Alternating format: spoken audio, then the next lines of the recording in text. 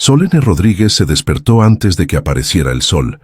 La habitación aún estaba sumergida en la oscuridad cuando abrió los ojos y el silencio de aquella mañana dentro de la mansión tenía un peso diferente, del tipo que avisa sin palabras que el día no sería común. Tía Valencia de Nobrega le había pedido personalmente que se encargara de todo, los arreglos, el almuerzo, cada detalle, y Solene sabía que no había margen para errores. Pero había algo más en ese día. Era su cumpleaños. Estaba cumpliendo 25 años. Se levantó, acomodó el vestido del uniforme azul de trabajo sobre el cuerpo y salió de la habitación. Era bonita de una forma que no necesitaba anunciarse. Cabello largo y oscuro, ojos azules de una claridad casi perturbadora, una belleza serena que hacía que las personas miraran dos veces. Caminó por los pasillos de la mansión hasta que llegó a la cocina. Felipa estaba allí esperándola. Era la gobernanta. Tenía el cabello gris recogido en lo alto de la cabeza y usaba siempre un vestido negro. Y a su lado estaba Gertrudes, la cocinera más antigua de la casa. Ella sostenía con ambas manos un pequeño pastel adornado con fresas rojas, con una sonrisa amplia y orgullosa estampada en el rostro. Solene las miró y sintió el pecho apretarse de gratitud, porque esas dos mujeres eran su verdadero sostén en el mundo. Su madre se había ido 20 años atrás, llevada por una fuerte fiebre que no dio tiempo de combatir, y desde aquel día, Felipa y Gertrudes la habían acogido y cuidado con una dedicación que ningún título podría nombrar. Ellas eran todo lo que tenía, y significan mucho para ella. Solene caminó hacia ellas y las abrazó con fuerza, y Felipa la sostuvo con ese calor de madre que nunca necesitó ceremonia para existir. La gobernanta la miró con los ojos húmedos y dijo con la voz quebrada: «Tú merecías una gran fiesta hoy, mi niña». Solene sonrió, una sonrisa genuina que llegó a los ojos, sostuvo el pastelito que Gertrudes le extendía con orgullo y respondió, bajito: «Estoy feliz de tenerlas conmigo». Gertrudes sonrió y dijo enseguida: «Vamos a comer el pastel antes de empezar a trabajar». Las tres se sentaron a la mesa de la cocina mientras el día aún apenas nacía allá afuera. Gertrudes sirvió café caliente en las tazas blancas que humeaban con calor, y Solene comió el pastel de fresa, su favorito, y miró a esas dos mujeres y pensó que tenía mucha suerte de tenerlas a su lado. Antes de continuar con la historia de hoy, quiero decir que es una enorme alegría tenerlos aquí una vez más. Quiero saber de ustedes. Cuéntenme en los comentarios desde qué rinconcito del mundo están viendo el canal Amor y Romance de Época y qué están haciendo en este momento mientras nos escuchan. Cada comentario de ustedes llena mi corazón de una forma que no consigo explicar con palabras, porque saber que están aquí del otro lado hace que cada historia valga mucho más. Hoy vamos a hablar de un duque que salió de casa con un compromiso en las manos y un destino ya trazado. Iba a conocer a su prometida, cumplir con lo que la corte esperaba de él y volver con todo resuelto. Pero la vida tiene una manera muy particular de desarmar los planes que creemos tener bajo control, porque dentro de aquella mansión, entre los corredores y las cocinas, había una mujer de ojos azules y alma noble a la que el mundo había decidido tratar como invisible, y cuando los ojos de aquel duque la encontraron, nada volvió a ser como estaba previsto. Una historia sobre un amor que nace donde nadie lo esperaba, que desafía lo que la sociedad impone y que lucha con todo lo que tiene por quien merece ser amado de verdad. Esta historia te va a emocionar y sorprender porque tiene mucho amor, giros inesperados y mucha emoción. Si amas historias que te hacen sentir, que te ponen la piel de gallina, que te recuerdan que el amor verdadero existe y llega cuando menos lo esperamos, suscríbete al canal y activa la campanita ahora mismo, porque cada historia a la que me dedico está pensada y escrita para llegar a tu corazón. Y la de hoy, te lo prometo, no te va a dejar indiferente. Solene había nacido allí, en esa misma mansión, hija de una empleada con el marqués Otavio de Gusmão, hermano de Valencia.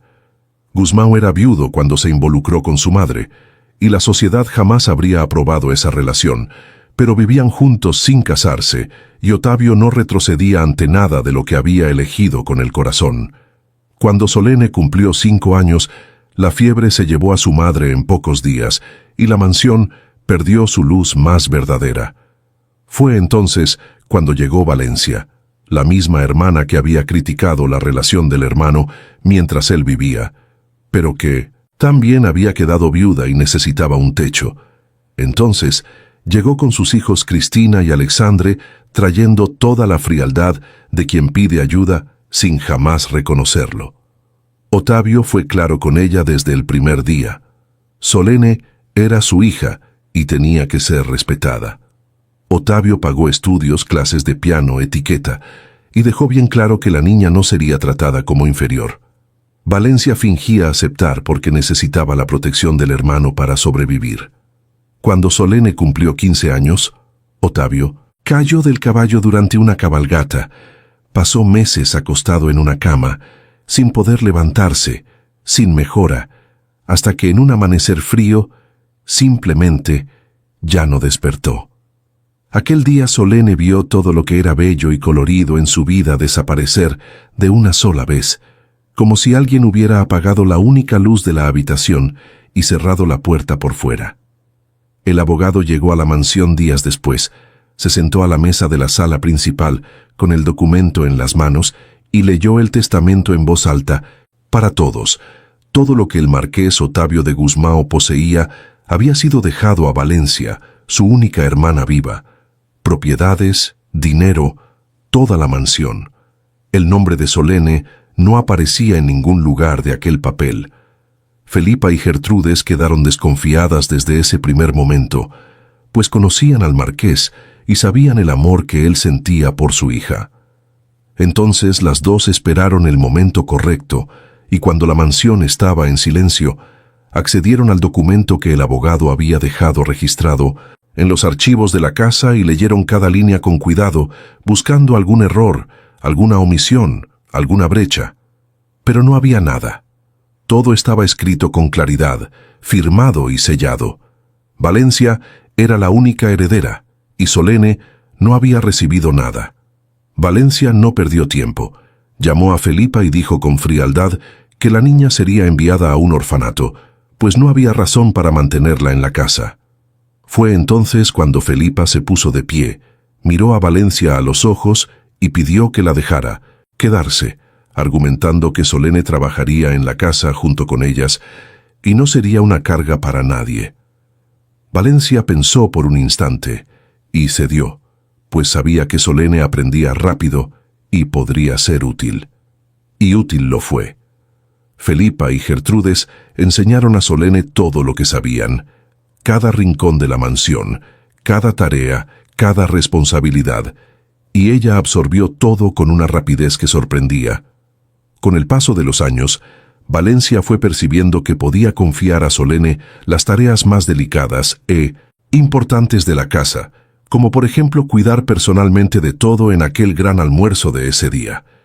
Cristina iba a comprometerse con el duque Francisco Montemor, y Valencia había llamado a Solene algunos días antes y había sido directa.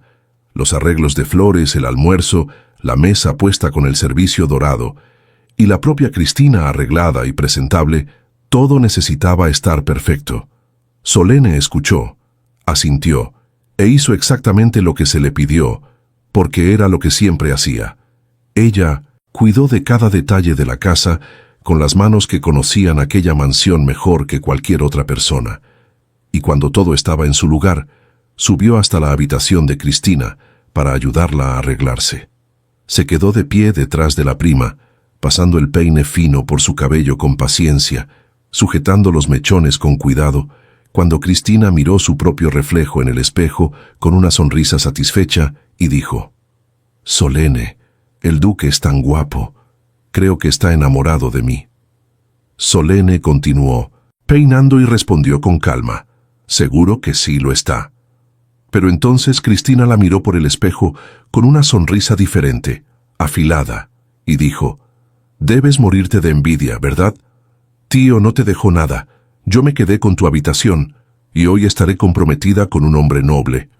Solene se detuvo por un segundo, la miró en el espejo y respondió solamente: «Estoy feliz por usted.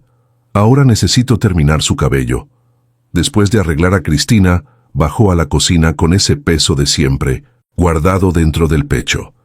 Gertrudes estaba de pie al lado de la estufa y apenas vio a Solene entrar por la puerta, dejó lo que estaba haciendo y la miró con atención.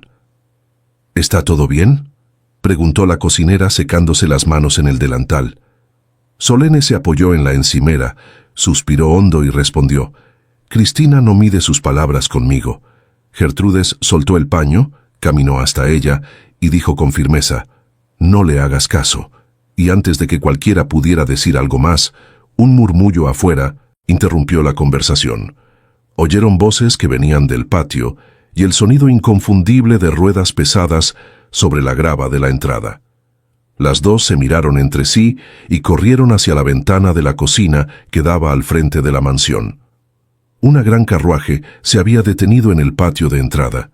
Era lujosa, de madera oscura adornada con escudos dorados que brillaban bajo el sol de la mañana, tirada por caballos negros de crines bien cuidadas. La portezuela se abrió y primero bajó un hombre alto, de hombros anchos y cabello pelirrojo que atrapaba la luz como cobre pulido, fuerte y guapo, de una forma que no necesitaba esfuerzo para ser notado.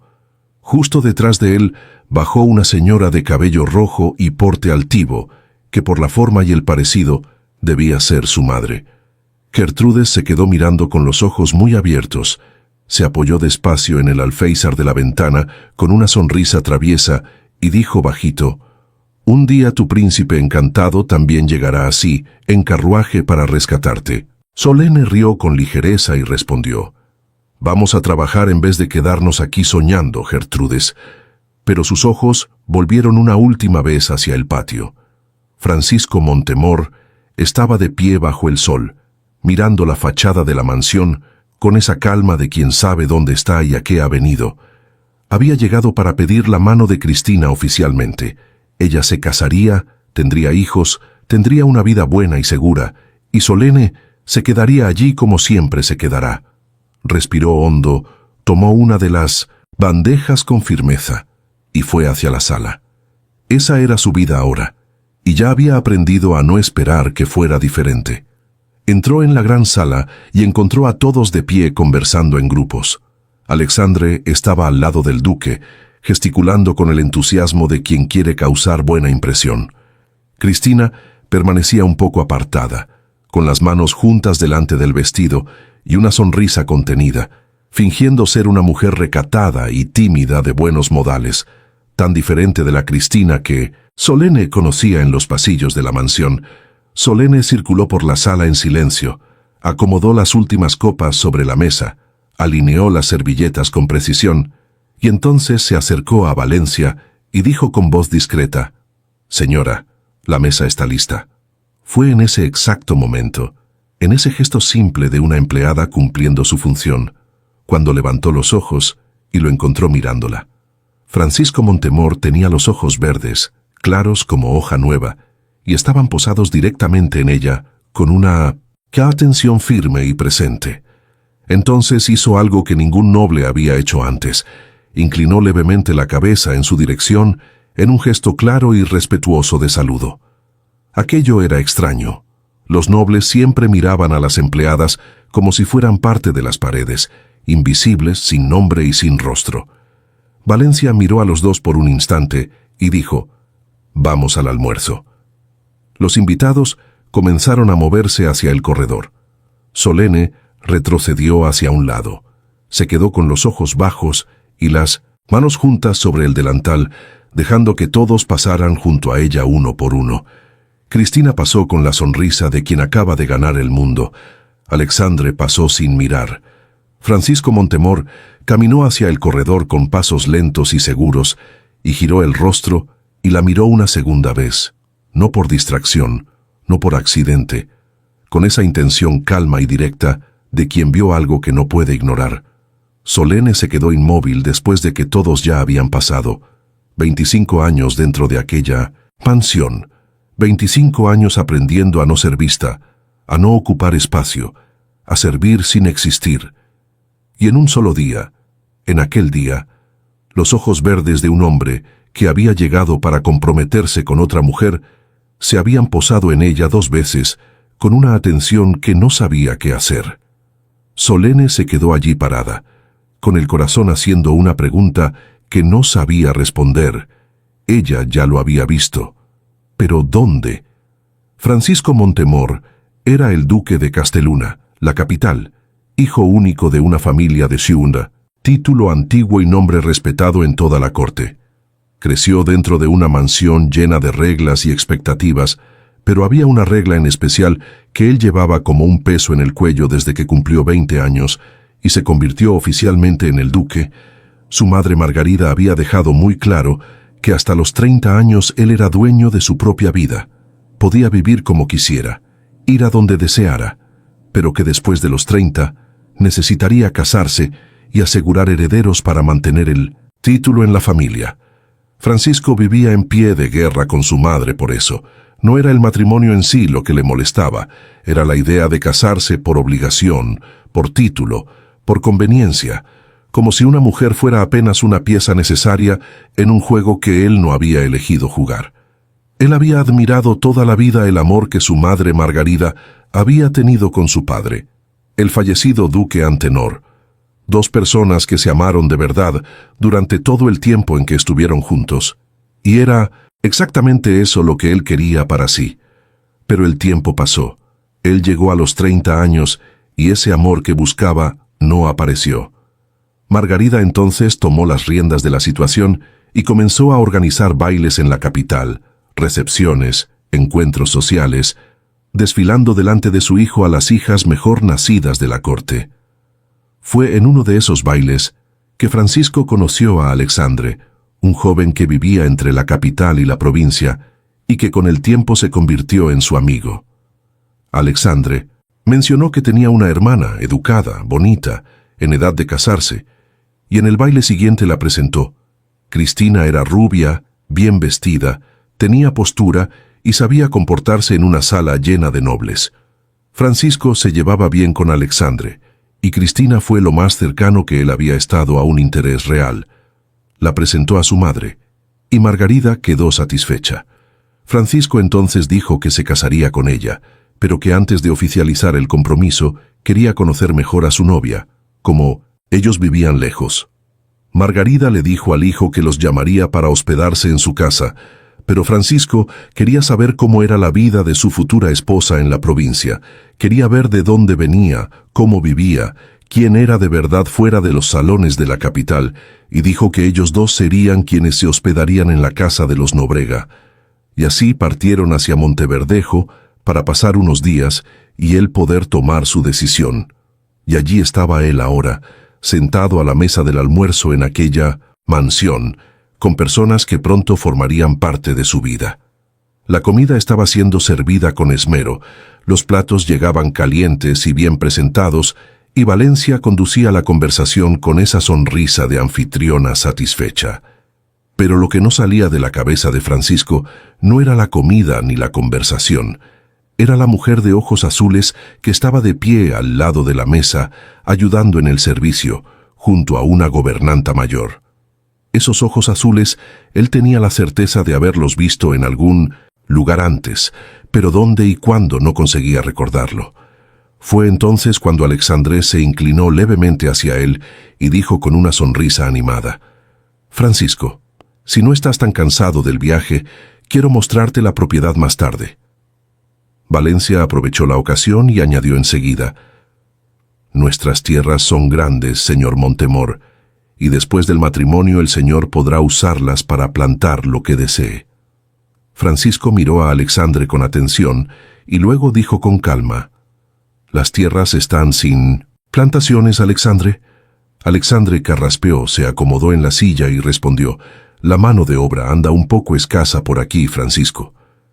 Francisco lo miró con una ceja ligeramente levantada y dijo: «La capital no está tan lejos, y allí hay muchos trabajadores buscando empleo. Creo que hay alojamiento en las tierras para trabajadores, ¿no?». Valencia percibió en ese momento que la conversación estaba yendo a un lugar peligroso, que Francisco podría empezar a hacer preguntas que ella no quería responder, y antes de que Alexandre dijera algo más que comprometiera todo, intervino con voz firme. «Hijo, no estés molestando al duque con esos asuntos. Están cansados del viaje y ciertamente quieren descansar después del almuerzo». Margarida, que había escuchado todo en silencio con esa atención discreta de mujer que no pierde ningún detalle, miró a Valencia con una sonrisa tranquila y dijo: «A Francisco no le gusta ver tierras vacías sin semillas, señora Nóbrega». Luego giró el rostro hacia su hijo y dijo con suavidad: «Pero tienen razón, hijo. Vamos a descansar más tarde, el viaje fue bastante largo». Francisco miró a Alexandre por un momento, y en esa mirada había una desconfianza silenciosa que guardó dentro de sí sin pronunciar. ¿Cómo esa familia tenía dinero si no estaba plantando? ¿De dónde venía la renta? Guardó la pregunta y volvió los ojos hacia Cristina, que estaba sentada frente a él, mirando el plato con un nerviosismo que claramente intentaba disimular y que no pasaba desapercibido. Francisco entonces se volvió hacia ella y preguntó con gentileza: «¿La señorita sabe tocar piano?». Cristina levantó los ojos del plato y sonrió con ligereza. «Sí sé. Después del almuerzo iremos a la sala y tocaré una melodía para usted». Francisco asintió y continuó: «¿Y qué más le gusta hacer?». Cristina lo miró por un instante, pareció ordenar los pensamientos, y entonces respondió con desenvoltura: «Me gusta cantar. Aprecio organizar pequeñas recepciones en la propiedad, seguir las nuevas modas que llegan de la capital y planear cada detalle de los bailes de la temporada. Creo que una casa bien conducida y siempre admirada es el mayor orgullo de una dama. Me gusta mantenerme informada sobre los eventos sociales, recibir visitas distinguidas, supervisar la elección de las telas para mis vestidos y asegurar que cada presentación mía esté a la altura del nombre de mi familia». Francisco la escuchó hasta el final, luego miró a su madre por un segundo. Cristina tenía todo, aquello que él siempre había dicho que no quería. Intentó una vez más: «Pero la señorita tiene algo más que le guste hacer, además de todo eso». Cristina lo miró con una sonrisa y respondió: «Sí tengo, señor. Prepararme para ser una buena esposa para mi marido». Francisco se rindió, bajó los ojos y se concentró en el plato. Claramente esperaban una propuesta de compromiso formal aún en ese mismo almuerzo, pero él no lo haría. No ahora. Después del almuerzo, todos se dirigieron a la sala principal. Cristina caminó hasta el piano con esa postura de quien está a punto de causar una buena impresión y se sentó en el banco con elegancia. Comenzó a tocar una melodía, pero no tardó en hacerse evidente que las teclas salían desafinadas bajo sus dedos, y cuando empezó a cantar la situación se volvió aún más clara. La voz salía torcida y sin afinación, y la melodía que debía encantar sonó como un esfuerzo generoso pero frustrado. Francisco permaneció sentado con la expresión controlada, el tipo de expresión que se aprende a mantener después de muchos años en salones de la corte, donde nadie puede saber lo que estás pensando. Margarida, a su lado, sonrió con delicadeza a Valencia durante toda la presentación. Cuando Cristina terminó y se giró en el banco con una sonrisa esperanzada y preguntó: «¿Le gustaría escuchar otra melodía, señor?». Margarida no dejó que Francisco necesitara responder. Con una gentileza impecable dijo: «Nos encantaría, pero creo que mi hijo necesita descansar un poco ahora. El viaje fue bastante largo». Valencia sonrió y asintió inmediatamente, salvando el momento con rapidez.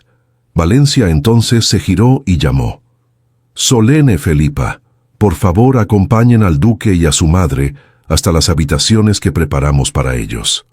Las dos mujeres se acercaron en silencio, y Francisco y Margarida las siguieron por los corredores de la mansión. El corredor era ancho, con el suelo de madera oscura que crujía levemente a cada paso, y las paredes llevaban cuadros de familia que Francisco recorrió con los ojos mientras caminaba. Llegaron al piso de arriba, donde dos habitaciones quedaban una frente a la otra, con las puertas cerradas. Felipa se giró hacia Solene y dijo: «Yo mostraré la habitación a la señora Montemor, Solene. Muestre la habitación al duque, por favor». Solene asintió, y entonces abrió la puerta de la habitación de Francisco y entró con él, y la luz de la tarde entraba por la ventana alta, iluminando el ambiente con ese tono dorado del final de la tarde. Había una bañera preparada al fondo, vapor subiendo suave, y en el armario abierto las ropas ya habían sido colocadas dobladas con cuidado. Solene se quedó de pie cerca de la puerta y dijo con voz serena: «Señor, ya dejamos un baño preparado para usted. Sus ropas ya fueron colocadas en el armario. Puedo pedir que alguien suba a ayudarlo si desea bañarse ahora». Francisco la miró por un momento, y en esa mirada había una atención que iba más allá de la respuesta que estaba a punto de dar. Entonces dijo: «Todo está perfecto, señorita». Hizo una pausa y añadió: «¿Cuál es su nombre?». Solene parpadeó por un segundo, extrañando la pregunta, y respondió: «Solene Rodríguez, señor». Francisco repitió el nombre bajito, como si estuviera probando su sonido, y dijo enseguida: «Solene, no hace falta mandar a nadie. Tomo mi baño solo». Ella asintió, y entonces él la miró con esa misma atención de antes y preguntó con naturalidad: «¿Tiene parientes en Casteluna?». Solene lo miró, levemente sorprendida, y respondió: «No tengo, señor, de mi familia soy solo yo». Francisco la observó por un instante y dijo despacio: «Tengo la impresión de que la conozco de algún lugar». Solene dio una leve sonrisa y respondió: «Creo que eso es imposible, señor. No frecuentamos los mismos lugares». Francisco asintió en silencio y Solene dijo con calma: «Siéntase a gusto, señor. Si necesita algo, solo toque la campana». Se giró y salió de la habitación, cerrando la puerta con cuidado detrás de... Sí.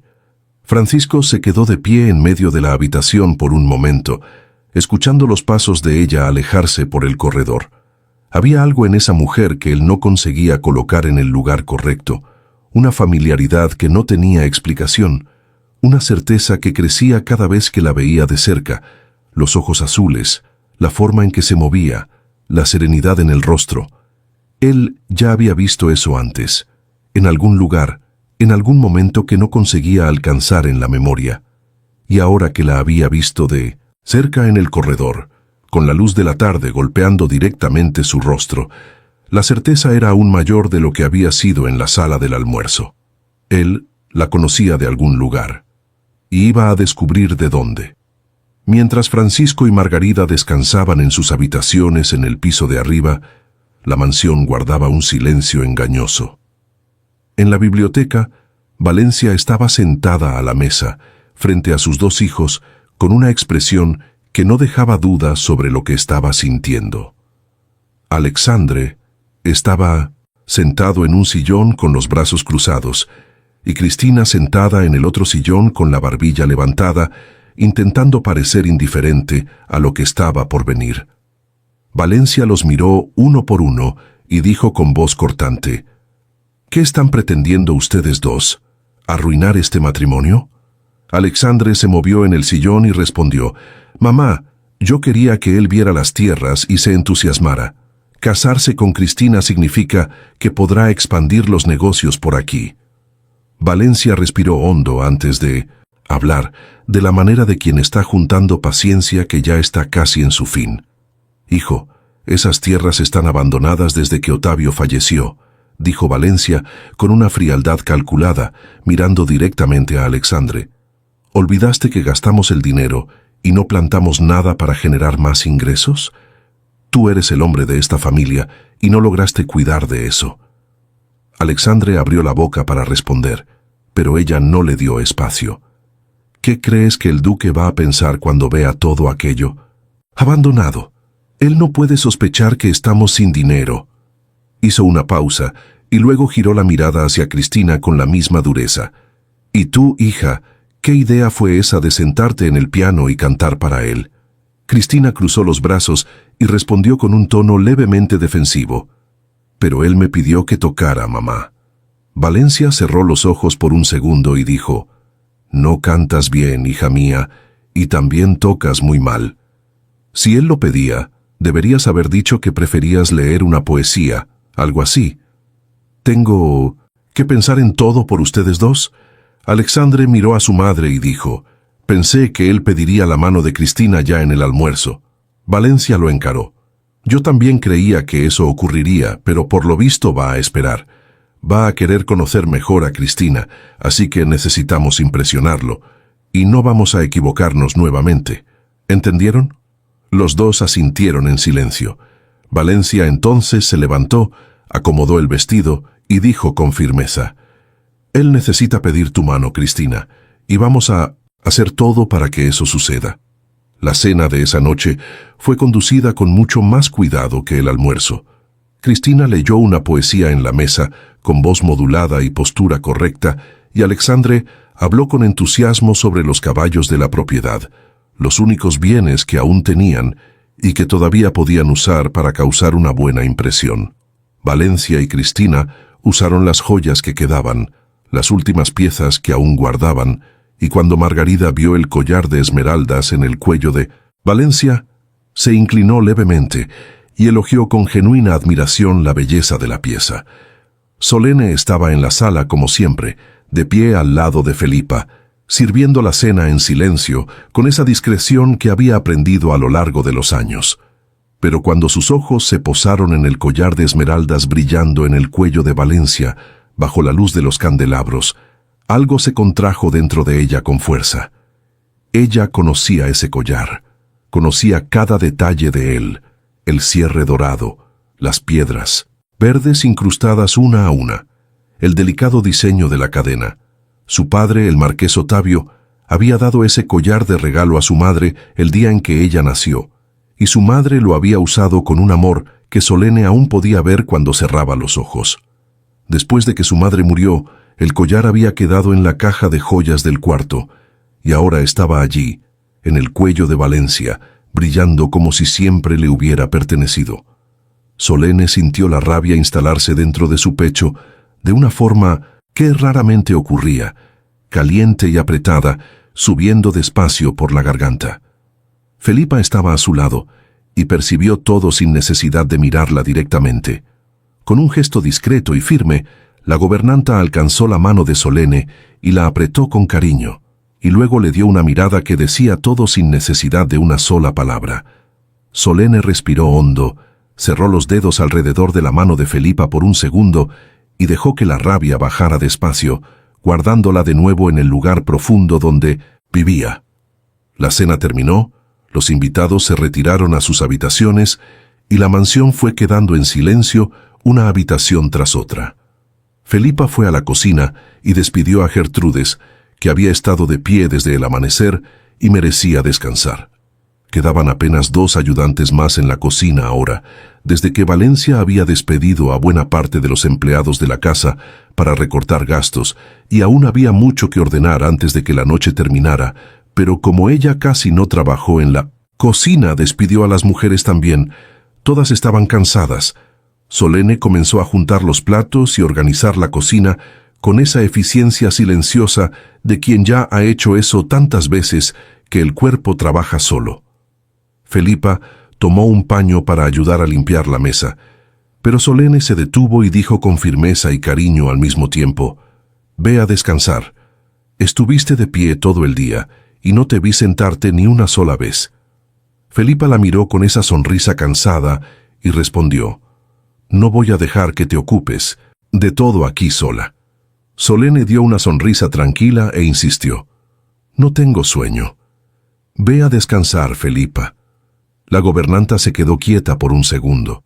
La miró con un cariño que no necesitaba palabras, y dijo bajito: «Pero hoy es tu cumpleaños». Solene la miró a los ojos y dijo apenas: «Ve a descansar, Felipa. Ya celebramos por la mañana, gracias». Felipa se acercó, la abrazó con fuerza y salió de la cocina, y Solene se quedó sola entre los platos y el silencio de la noche. Ella estaba juntando las vasijas cuando escuchó una voz detrás de sí. «¿Entonces hoy es tu cumpleaños?». Solene se giró de golpe, y Francisco Montemor, Estaba parado en la entrada de la cocina, sosteniendo una jarra vacía en la mano, con el cabello levemente despeinado y el saco abierto como quien acababa de levantarse de la cama. Ella se quedó inmóvil por un segundo y luego dijo con compostura: «Señor, usted podría tocar la campana y yo enviaría a alguien para atenderlo». Él levantó la jarra y respondió con simplicidad: «Vine a buscar un poco de agua». Hizo una pausa y añadió: «No respondió mi pregunta». Solene tomó la jarra de sus manos, fue hasta el aparador, llenó la jarra con agua y la devolvió diciendo: «Sí lo es mi cumpleaños». Francisco la miró y dijo: «Disculpe, escuché a la otra señora hablando con usted al salir. Mis felicitaciones». Solene asintió en silencio, sin hacer comentario.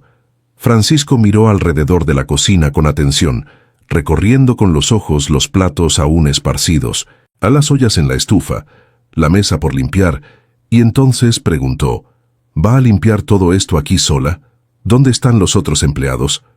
Solene respondió con naturalidad: «Los dejé ir a descansar. Fue un día agitado». Él miró alrededor una vez más y dijo con una observación directa: «Noté que hay pocos empleados para una casa tan grande». Solene sintió la advertencia sonar dentro de ella. Sabía que si decía cualquier cosa que comprometiera a Valencia, estaría en la calle antes del amanecer. Respondió con cuidado: «Los que tenemos se encargan del servicio, señor. ¿Desea algo más?» Francisco colocó la jarra sobre la mesa, la miró y dijo: «Solene, juro que me gustaría recordar de dónde la conozco. ¿Ya trabajó en alguna casa en la capital?» Solene lo miró por un instante. Ella también sentía eso, esa familiaridad inexplicable, pero no iba a decírselo. Respondió: «No, señor. Siempre trabajé aquí en la casa de los Nóbrega». Francisco no dijo nada más, pero tampoco se fue. En lugar de eso, comenzó a juntar algunas vasijas de la mesa con las manos, como si fuera la cosa más natural del mundo. Solene abrió los ojos levemente y dijo deprisa: «Señor, ¿qué está haciendo?» Él respondió sin detenerse: «Señorita, no es porque sea un duque que no sé recoger un plato». Solene caminó hacia él y extendió la mano para tomar la vasija, y entonces ocurrió. Los dedos de él tocaron los de ella en el momento en que ella tiró de la pieza, un contacto breve y accidental que duró menos de un segundo, pero que ninguno de los dos fingió que no había ocurrido. Solene tiró de la vasija y desvió la mirada, sintiendo un calor que subió por el brazo sin pedir permiso. Los ojos de los dos se encontraron por un instante, y en ese silencio había algo que ninguno de los dos tenía nombre para dar. Solene recompuso la expresión y dijo con firmeza tranquila: «Es mejor que el señor vaya a acostarse. No sería bueno para mí ser vista con el señor en la cocina sola a esta hora». Francisco se quedó quieto por un momento, como si estuviera sopesando sus palabras, y luego suspiró y dijo: «Entiendo, y no quiero causarle problemas. Nos vemos mañana entonces. Buenas noches, señorita».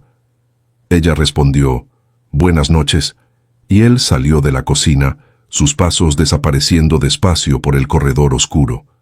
Solene puso las manos en el borde de la mesa y se quedó allí quieta, mirando el piso sin ver nada de verdad, con el corazón latiendo en un ritmo que no era el de siempre. ¿Qué estaba pasando? Un duque, que había llegado para comprometerse con su prima, que no la trataba como invisible, que aparecía en la cocina en medio de la noche y ayudaba a recoger platos como si los títulos no existieran. Solene sabía muy bien lo que Valencia haría si supiera de cualquier cosa, y por eso ella necesitaba alejarse, necesitaba evitar cruzarse con él, necesitaba guardar ese calor inexplicable en el mismo lugar profundo donde guardaba todas las otras cosas que no tenía derecho a sentir. Por la mañana temprano, Valencia llamó a Solene a la biblioteca. Cristina ya estaba allí, de pie cerca de la ventana, con esa expresión de quien preferiría estar en cualquier otro lugar. Valencia estaba de pie en medio de la sala, con las manos juntas delante del vestido, y fue directa. «Solene, ven aquí. Sé que cabalgas muy bien y tienes familiaridad con los caballos. y hoy Alexandre y Cristina van a acompañar al duque hasta los establos. El problema es que mi hija no se preocupó por aprender a cabalgar. Miró a Cristina, que desvió la mirada hacia un lado con la barbilla levantada. Valencia volvió los ojos hacia Solene y dijo con una seriedad que no dejaba espacio para rechazo: «Entonces ve con ella hasta los establos, ayúdala a aprender lo básico. Luego ella vuelve, se cambia y sale con ellos».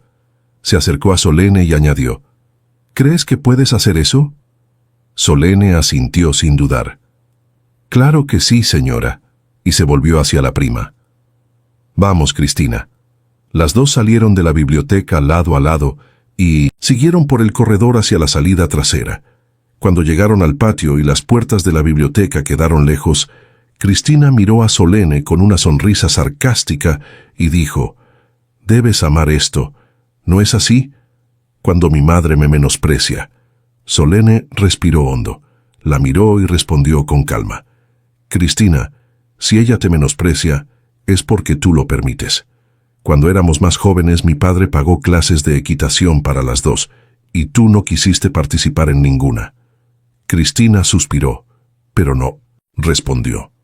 Llegaron a los establos, donde Juan, el empleado que cuidaba de los caballos, las recibió. Solene le pidió que preparara 2 caballos, y luego se volvió hacia Cristina y dijo: «Este es Mirtilo. Es el más tranquilo de todos. Puedes confiar en él».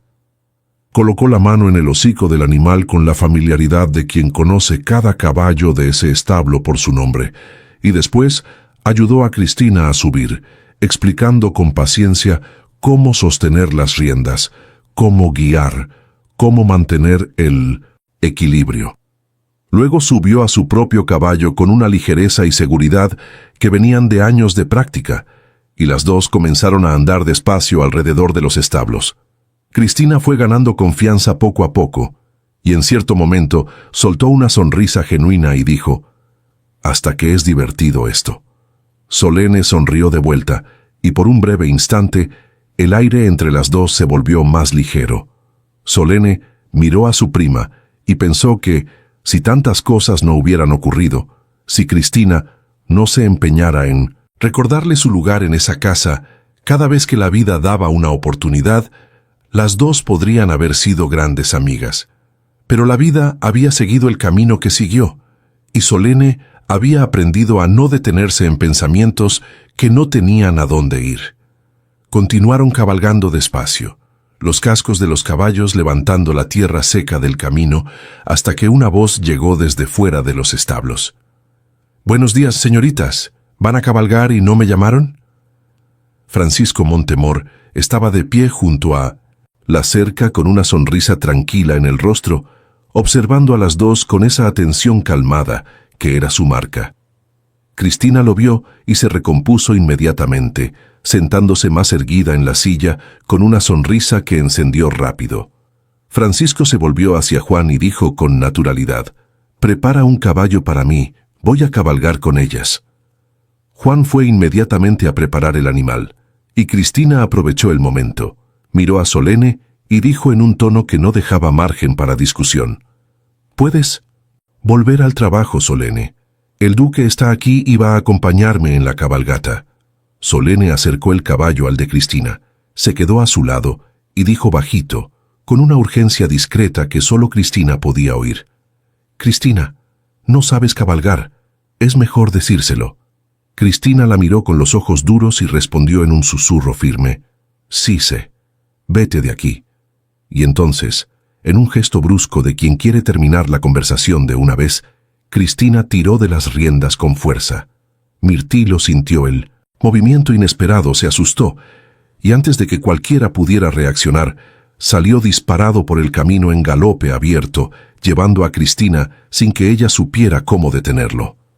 Solene no pensó, no dudó, no esperó.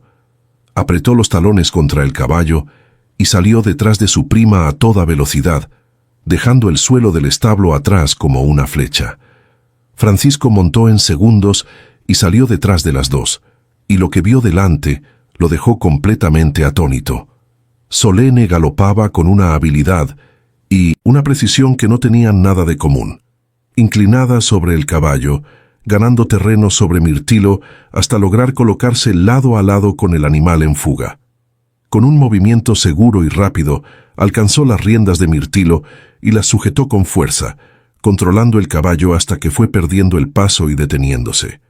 Francisco se quedó parado a algunos metros de distancia, mirando aquella escena sin poder apartar los ojos. ¿Quién era esa mujer?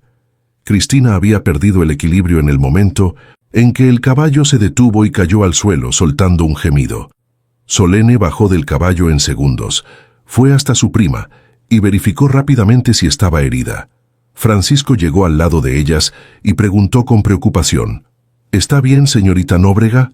Solene se levantó, miró a Francisco y dijo con firmeza: ¿La lleva de vuelta? Por favor, yo iré tras el caballo. Francisco respondió de inmediato: el empleado irá tras él. Solene negó con la cabeza y dijo: no puedo perderlo. Lleve a la señorita Cristina para que reciba cuidados, por favor. Cristina, acostada en el suelo, con una expresión de dolor que parecía mayor de lo que la caída justificaba, gimió y cerró los ojos. Francisco la miró, luego miró a Solene y dijo: está bien. Solene montó y partió. Francisco ayudó a Cristina a levantarse, la colocó en el caballo con cuidado y sostuvo las riendas, guiando al animal de regreso a la mansión despacio. Cuando llegaron, Valencia vino corriendo en cuanto vio a su hija llegar, encorvada sobre el caballo. ¿Qué pasó?, preguntó con la voz alta y los ojos muy abiertos. Francisco bajó, ayudó a Cristina a desmontar y respondió con calma: el caballo de la señorita Nóbrega la tiró. ¿Pueden atenderla, por favor? Margarida estaba en la puerta observándolo todo en silencio. Cristina miró a Francisco con una mirada que era mitad dolor y mitad súplica, y preguntó: ¿a dónde va usted? Él la miró y respondió apenas: voy a ayudar a Solene a encontrar el caballo. Y sin esperar respuesta, bajó los escalones y salió por la propiedad. Valencia se quedó de pie mirando la puerta por donde él había salido, con esa expresión de quien va acumulando problemas y ya no sabe dónde poner el siguiente. Margarida bajó los escalones con calma, miró a Valencia con una curiosidad genuina y preguntó: ¿quién es Solene? Valencia suspiró hondo y respondió: es nuestra empleada. Francisco salió por la propiedad a paso rápido, sin haber pedido orientación a Juan, sin haber pensado muy bien en lo que estaba haciendo, sabiendo solo que quería encontrarla. Mientras caminaba por las tierras y sus ojos recorrían el horizonte abierto, fue viendo con claridad lo que la conversación del primer día ya había empezado a mostrar. Las tierras estaban completamente abandonadas, sin plantaciones, sin trabajadores, sin ninguna señal de actividad reciente. Y no era abandono de pocos meses, era de años. La hierba tomaba los caminos, las cercas estaban rotas en varios puntos, y no había un alma trabajando en todo ese espacio. Entonces era eso: no tenían dinero, y Alexandre había fingido que lo tenía durante todo ese tiempo. Francisco guardó aquello dentro de sí, y continuó caminando hasta que vio a lo lejos, en lo alto de una colina, la silueta de Solene montada en el caballo buscando al animal que había huido. Aceleró el paso y se acercó a ella. ¿Ninguna señal de él?, preguntó cuando llegó a distancia de voz. Solene suspiró y respondió: no. Corrió muy asustado. Francisco dijo con naturalidad: te ayudo a encontrarlo. Solene lo miró por un instante y luego dijo: señor, ¿por qué no está con la señorita Cristina? Ella cayó del caballo, va a ser su prometida, debería estar con ella. Francisco la miró con una sonrisa tranquila y respondió: prefiero estar aquí. Fue entonces cuando los dos oyeron al mismo tiempo un relincho que venía desde abajo de la colina, y Solene giró el caballo y bajó hacia el sonido sin dudar. Encontraron a Mirtilo parado al lado de un arroyo, pastando con la mayor tranquilidad del mundo, como si nada hubiera pasado. Solene bajó del caballo, caminó hacia él con pasos calmados y dijo bajito mientras extendía la mano hacia el hocico del animal: hola, mi amor, me preocupé por ti. Francisco bajó de su caballo y se quedó observando la escena. Luego miró a Mirtilo con atención y dijo: «¿Este caballo es tuyo?». Solene respondió mientras pasaba la mano por el cuello del animal: «Era de mi padre. Es el más viejo y el más tranquilo de todos». Francisco se acercó, examinó al animal con los ojos de quien entiende del tema y dijo despacio: «Solene, este caballo es de raza pura. ¿Cómo tenía tu padre un caballo así?». Solene percibió inmediatamente que había dicho más de lo que debía. Se quedó en silencio por un segundo, recompuso la expresión y respondió: «Señor, es mejor que volvamos. Como dije, su atención debe ser para la señorita Cristina». Francisco no retrocedió. Dio un paso hacia ella, se quedó parado muy cerca y dijo con una voz que ya no tenía la ligereza de antes, era firme y directa: «Solene, mírame y escúchame. Ese matrimonio no va a suceder. Y ahora tú y yo necesitamos tener una conversación muy seria». El arroyo corría manso entre las piedras, con ese sonido suave de agua que no tiene prisa, y los 3 caballos pastaban tranquilos en la orilla, como si el mundo a su alrededor fuera el lugar más calmado que existía. Francisco caminó hasta las piedras más grandes que quedaban al borde del agua, se detuvo y se volvió hacia Solene. «Ven, siéntate aquí», dijo con una voz que no era orden, era invitación. Solene se quedó quieta por un segundo, lo miró y luego miró las piedras, y entonces suspiró hondo y fue a sentarse. El sol de la mañana caía de lado, filtrado por las copas de los árboles que crecían a lo largo del arroyo, y había en aquel lugar una belleza simple y honesta que parecía muy distante de todo lo que ocurría dentro de aquella mansión. Francisco pasó las manos por el cabello pelirrojo con ese gesto de quien está organizando los pensamientos antes de hablar, y entonces dijo: «Sé que los Nóbrega están sin dinero». Solene no respondió, pero tampoco desvió la mirada. Él continuó: «Si hay algo que entiendo, es de tierras. Esas tierras están abandonadas desde hace años, Solene, no es de ahora. Y es imposible que una casa con dinero tenga tan pocos empleados como esa casa tiene». Hizo una pausa, la miró y dijo con una seriedad que no era juicio, era preocupación genuina: «Noté que tú y la otra señora están desde temprano hasta tarde en la noche trabajando sin parar. Eso es inhumano, Solene. En mi casa los empleados hacen 2 turnos para que nadie quede agotado. ¿Por qué aquí es diferente?». Hizo una pausa corta y entonces dijo con calma: «Estoy en lo cierto, ¿no?». Solene lo miró por un largo momento. Había en esos ojos verdes una honestidad que ella no estaba acostumbrada a encontrar, especialmente en hombres de título, hombres que vivían dentro de mansiones y raramente veían lo que ocurría fuera de ellas. Ella respiró hondo y dijo con cuidado: «Señor, es mejor que volvamos. No puedo hablar de mis patrones». Francisco suspiró, inclinó levemente el cuerpo hacia adelante, con los codos apoyados en las rodillas, y dijo con una tranquilidad desarmante: «No sabes mentir, Solene». Ella no respondió. Él continuó, con la voz más baja ahora, como si estuviera pensando en voz alta: «Explícame cómo tu padre tenía un caballo pura sangre. Explícame cómo la señorita monta de esa forma, con esa maestría, porque lo que hiciste hoy para salvar a la señorita Cristina, ni yo habría podido hacerlo con esa rapidez». Hizo una pausa, y entonces dijo con una delicadeza que llegó profundo: «Y en la cena de ayer, cuando mi madre elogió el collar de esmeraldas en el cuello de la señora Nóbrega, vi tu rostro, Solene, vi tu tristeza». El silencio que siguió era diferente de los otros silencios, tenía peso y temperatura, y Solene sintió cada palabra de él posarse dentro del pecho, como si estuviera leyendo lo que estaba escrito en un lugar que ella nunca había mostrado a nadie. Francisco se levantó despacio de las piedras y ella lo siguió con la mirada sin saber qué esperar. Él caminó hacia ella y entonces hizo algo que ella no esperaba. Se arrodilló frente a ella, en la tierra húmeda junto al arroyo, y la miró de abajo hacia arriba con una expresión que mezclaba sorpresa y certeza al mismo tiempo.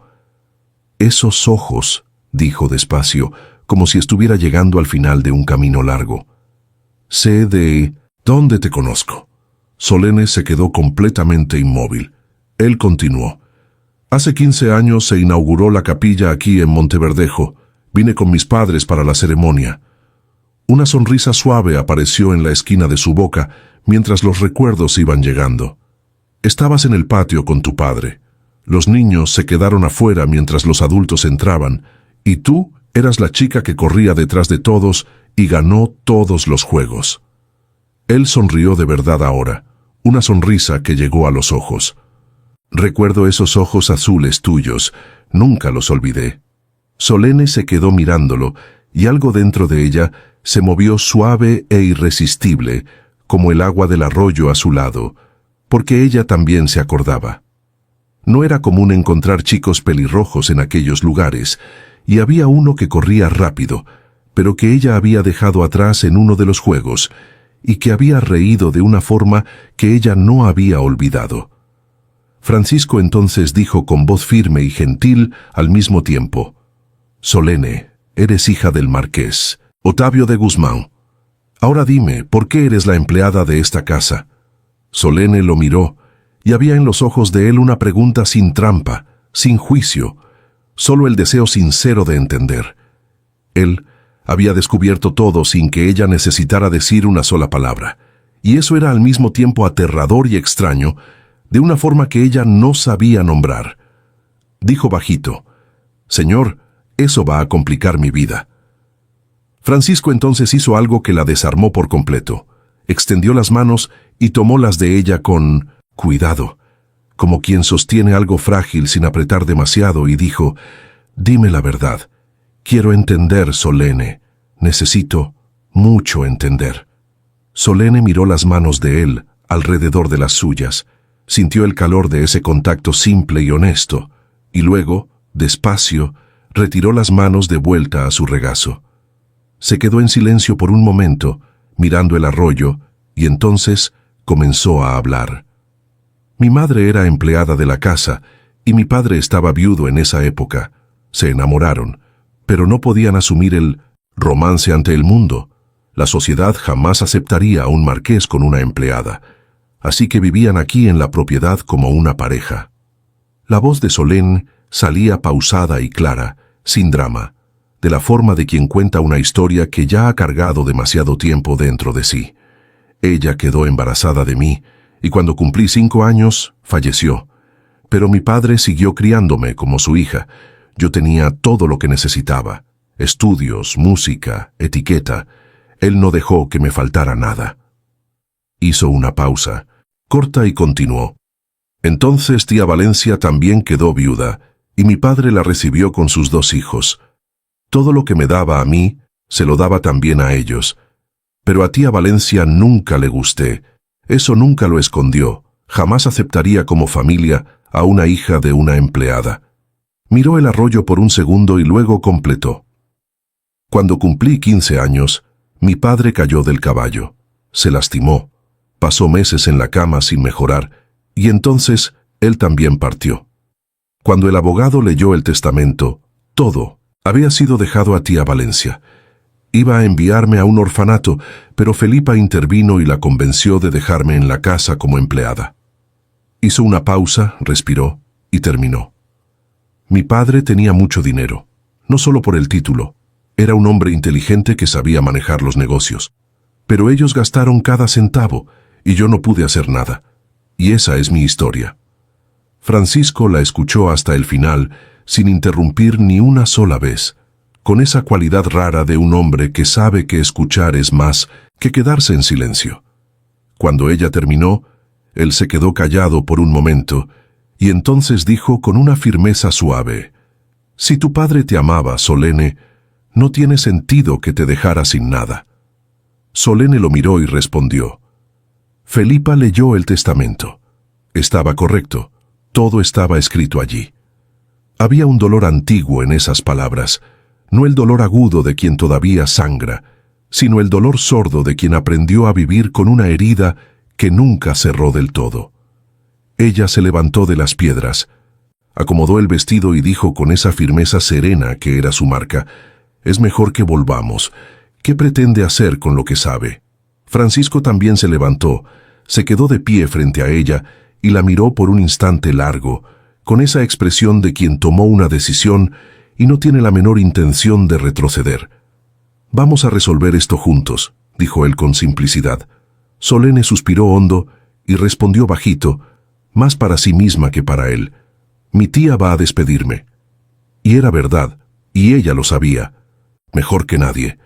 Si Valencia supiera que ella había contado cualquier cosa a ese hombre, estaría en la calle antes del anochecer, sin trabajo, sin techo, sin a dónde ir. Era todo lo que tenía. Esa casa que debería haber sido suya y que se había convertido en su prisión. Francisco la miró, y había en sus ojos verdes algo que ella no esperaba encontrar allí, a la orilla de un arroyo en una mañana que había comenzado con un caballo asustado y una caída al suelo. Había respeto, había admiración, de verdadera, y había una firmeza que decía que él no era del tipo que dice y no hace. Él dio una media sonrisa y dijo con una voz que llevaba calor y determinación al mismo tiempo: «Eres una mujer muy valiente y admirable, Solene, diferente de todas las mujeres que he conocido». Hizo una pausa y entonces dijo: «Pero nosotros dos solo tenemos una salida ahora». Ella lo miró y preguntó: «¿Cuál?». Él extendió la mano hacia ella y respondió: «Enfrentar esto juntos. ¿Vamos?». Solene miró aquella mano, extendida, aquellos dedos abiertos esperando por los suyos, y por un segundo se quedó quieta con el corazón pesando más de lo que debería. Había un riesgo enorme en ese gesto simple, había consecuencias que ella ya podía ver con claridad, había todo lo que podría salir mal. Pero también había, por primera vez en mucho tiempo, alguien a su lado que había elegido estar allí. Ella levantó los ojos hacia su rostro y entonces, despacio, puso la mano en la de él. «Vamos», dijo ella con una sonrisa pequeña y verdadera que llegó a los ojos azules. Los dos soltaron las manos, fueron hasta los caballos, y Solene tomó las riendas de Mirtilo con la seguridad de siempre, mientras Francisco montaba en el suyo. Siguieron por la propiedad lado a lado, conduciendo al caballo viejo por el camino de regreso a los establos, con el sol de la mañana ya alto, y el silencio entre los dos lleno de cosas que todavía no tenían palabras, pero que ambos ya podían sentir con toda claridad. Francisco y Solene entraron en la mansión y siguieron por el corredor hacia la sala. Cuando llegaron a la sala, Cristina ya estaba sentada en el sofá cambiada y arreglada, con una taza de té entre las manos y los hombros levantados, en esa postura de quien quiere parecer que está bien. Margarida estaba en un sillón a su lado, y Valencia permanecía de pie cerca de la ventana, con ese porte de anfitriona satisfecha que usaba como armadura. Fue entonces cuando Alexandra entró por la puerta lateral con una sonrisa, animada sin saber absolutamente nada de lo que había ocurrido aquella mañana. Miró a Francisco y dijo: «¿Estás listo, Francisco? Podemos cabalgar ahora si quieres». Valencia miró al hijo con una expresión que él no supo leer, y luego volvió los ojos hacia Francisco, que estaba de pie al lado de Solene, con una seriedad en el rostro que ella nunca había visto en él antes. Valencia percibió inmediatamente que había algo diferente en aquel hombre, algo que no estaba allí cuando había salido por la mañana, y trató de actuar rápido. Miró a Solene con naturalidad y dijo: «Solene, ve a ver si Gertrudes no necesita ayuda en la cocina». Francisco no dejó que ella saliera. Dijo con una calma que tenía más peso que cualquier irritación: «¿La señorita Cristina no le contó que Solene salvó su vida hoy?». Hizo una pausa y añadió: «¿Y la señora no va a agradecer?». El silencio que se instaló en la sala fue de ese tipo que hace que todos se detengan y presten atención sin que nadie necesite pedirlo. Margarida se levantó del sillón despacio y se acercó a Solene. Se quedó parada frente a ella por un instante, mirando aquel rostro con una atención que iba más allá de la curiosidad, y luego volvió los ojos hacia su hijo. En esa mirada rápida entre los dos, ella entendió todo sin que una sola palabra necesitara ser dicha. Se volvió hacia Solene y dijo con una simplicidad genuina: «Muchas gracias, Solene, por salvar a la señorita Cristina. Fue una verdadera